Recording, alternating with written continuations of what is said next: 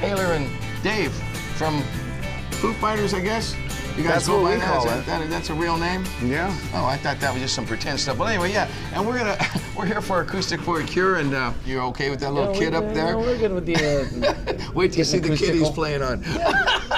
It's Bob Weir's kit from like 1965. It's Is it? awesome. Yeah, it's That came right out of the Dead studio. Seriously, we went into the junk bin where they got all this stuff, and Bob goes, "Yeah, well, this is all too toned down. It's got cotton balls in it." And I'm going, "Okay, perfect. yeah." Well, you probably didn't catch it, but just now at soundcheck, we were soundchecking a new song, and playing it acoustic. Taylor's on drums, Rami's on piano, but it's a real screamer. It's called "The Sky's a Neighborhood." I And love the shit out of the right as song. we I'm telling ended you, it, love the shit out of Bob it. Weir was standing there and he goes, "You call that music?" Well, So I got heckled by Bob Weir at the forum. speaking of screaming, so you are a screamer, you know, like myself, and do you ever lose your voice? I mean, are you? Not that, I mean, I we'll hear see you. what happens. I'm going, damn. When you were singing that song, I'm going, easy, bro. You got to do the song again Well, tonight. it's funny because I'll write these songs on an acoustic guitar. Most of our songs I write on an acoustic guitar, and as I'm writing them, I'm singing them falsetto. I'm going, "The sky is a neighborhood," Around the house, that's like right. that, and then it comes time to do it full voice, and I'm just like, shit, what did I just do? Like I wrote a song that's in a key that's really high for me, but I kind of like squeezing it out, you know? Like I like I do it too. when you feel like your head's gonna pop off, I get into it. It makes even bad lyrics sound important. Yeah, totally. Like I used to say, the way I sing, I could sing about cat food, man. People say, wow, man, he's really meaning that stuff. He just put it in the biggest high key, So you know, and you into gotta it. reach for it. Absolutely. And you sing, like, right, when I did that thing, you sang a verse of rock and roll, Led Zeppelin. Hello, that is Call it not singing, low. you know, a little bit. You did it. Scream. And that time in London at the big festival out there when you guys with Jimmy Page and Yes. John Paul Jones came Yeah. out and you played drums and you sang the damn thing. Come on now. Yep. How cool is that? That was a big moment. Oh man, for me, I'm in the audience. I'm in my home in my couch jumping You're up going, and what down. are those Yeah.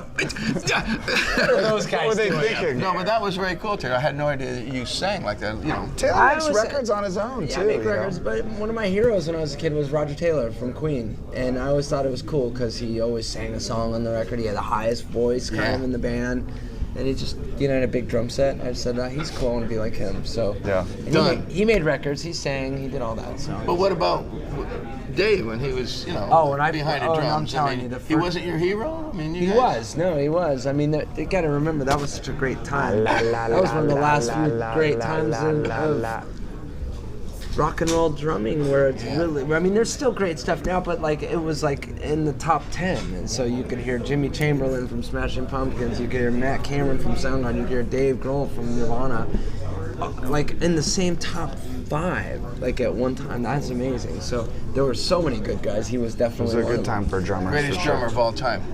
Dave Grohl, of course. Man. Greatest drummer of all time. Taylor Hawkins, of course. These clowns, listen, you know, this interview, so okay, now this But is then it. there's Now- Stuart Copeland and John Yeah, Bonham. John Bonham, Oh, too. But, I mean, who's counting? I mean, that's no, not not splitting John. hairs. Not John. Everybody likes John. Oh man, John listen, Bonham? every person. You don't even have Everybody to be a drummer. loves John. He's the You greatest. don't have to be a drummer, and you ask him who's the best drummer. It's John That's Bonham. the answer. That's the correct Well, answer. you guys are both great drummers and great singers and great musicians and great guys, okay? That's the main thing. That's so cool. So we're gonna play this or that. We just gave this a name. And I don't ask everyone the same questions. Some of them I do, because there's the one that you always gotta ask everybody. Okay, Beatles or Stones? Beatles. Stones. Boom. Oh, how about Sammy or Dave? Well, Sammy, let me tell you. I mean, how could anyone answer any differently? You know Under what I these mean? circumstances. No, I mean, come on. Boy, You're the guy. okay, yeah, right, okay, here. Oh, hey, this is for you. Okay. Drums or guitar? Drums. Boom. Guitar. What the hell are you doing playing guitar? Huh? What are you doing playing guitar? I got fucking bills to pay, man. Come on.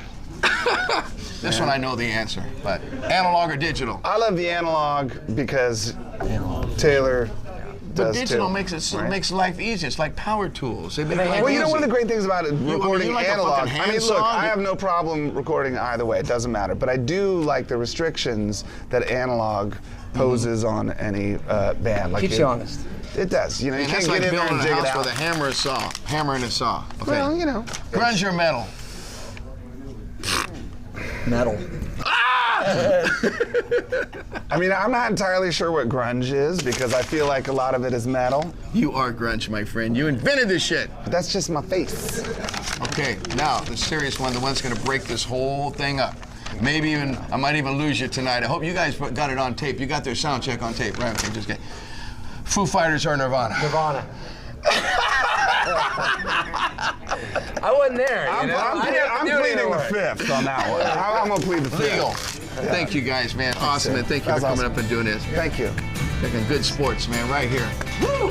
Peace and love. Signing off. Foo Fighters in the f***ing house, Jack. Steve Vai here, one of the great guitar players in the world, by the way. What do you do when you write an instrumental song?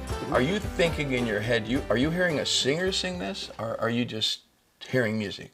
Well, usually the good stuff for me comes when I'm listening for the melody inside. So you put yourself in the you know, the energy of the chords, and then the melody comes. And usually I like it to speak like a vocal line, because you know, vocals have a contour, they got commas, they got periods. Otherwise, you're just like, you know, I could sit here all day and talk to you like this over and over at this speed and at this tone, and you're bored. You know, a lot of people play like that, you know. So. Yes, they do. And when it comes time for shredding, sometimes it does sound like that. That's what I was at. You and Joe Satriani, to me, when you take solos or play a song, the melody you create in the song sounds just like a singer to me. Well, that comes from his inner ear, too. Joe's a master at beautiful, inspired little guitar melodies, you know. And I think that it's because we can easily make leaps and intervals and stuff that, you know, might be a little more difficult for the voice. But I think it comes from the same place in all of us when you're writing lyrics or melody. So, Joe, he taught you how to play guitar? Is there any truth to this? Well, yeah. I thought he was bullshitting. No, we grew up in the same town. I was 12 years old, and I got my first guitar. And a friend of mine that lived a couple of houses away, I went to his house, and he had a guitar, and he could actually play like, you know, dare, dare, dare, dare, dare, dare, you know, and I was stunned that there was somebody that could actually play. And he says, well, if you think I'm good, you should see my guitar teacher, Joe Satriani. So I was very kind of shy at the time, you know, so I started going to lessons with Joe when I was about 12. When I showed up to his house, I didn't even know how to string the damn thing. And he showed me that. You've come a long way, my friend. Well, thanks. He was so instrumental for 3 years, and he was always cool. I mean, you know. Yeah, He's like a Buddha. He is. No, he's a master. To me, He's a master. He's really like a Zen master, but he Yeah. plays guitar, you know. But I thought you guys had conjured up some kind of bullshit story. No, that was it. No. Isn't it funny, interesting that we both... And then he can't do acoustic for Cure this year, and he said, I can get Steve. And I went, oh, great, he's better than, I mean, yeah, Steve would be great, yeah. Steve. Well, it's nice to be able to sub for Joe Satriani. I mean, it's, you know, it's a wonderful thing you're doing, and, you know, we're so fortunate that we're all in positions that we can actually do things like this for such great causes. Yeah, so right on to you, good. man. Thank you, Steve. Let's go play some music. All right, you got it. Take you down. Let me take you down, down in Cabo.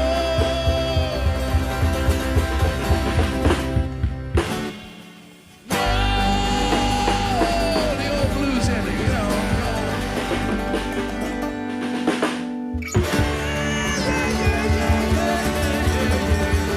You know, the big three. That's just the old standard.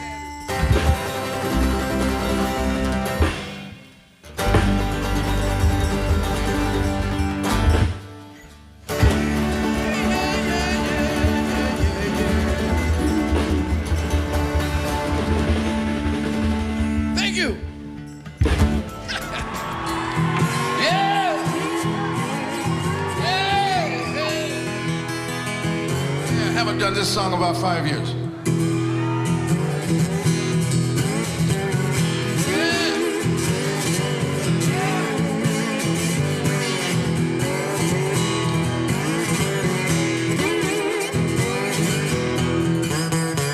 Well, I try to be your paper boy, try to be your Boy Scout, try to be your ice cream man.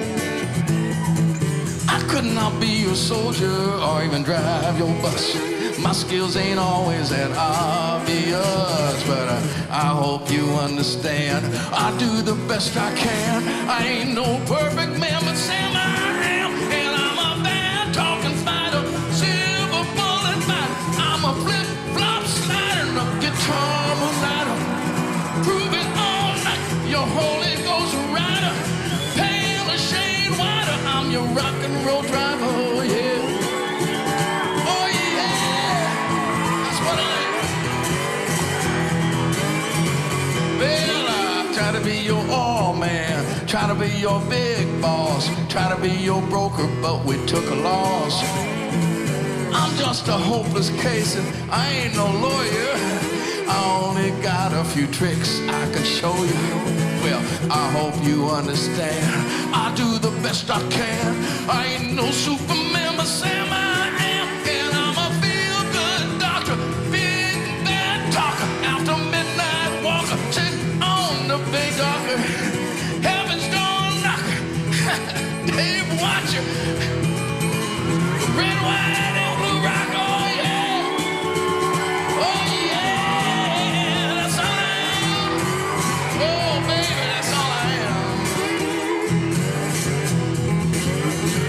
Then I try to be everything to you, but it would not do. I got nothing on my resume, but I can rock you and roll you each and every day. So have mercy on me. I am not sorry. Believe me, it's easy. I do my best to be straight.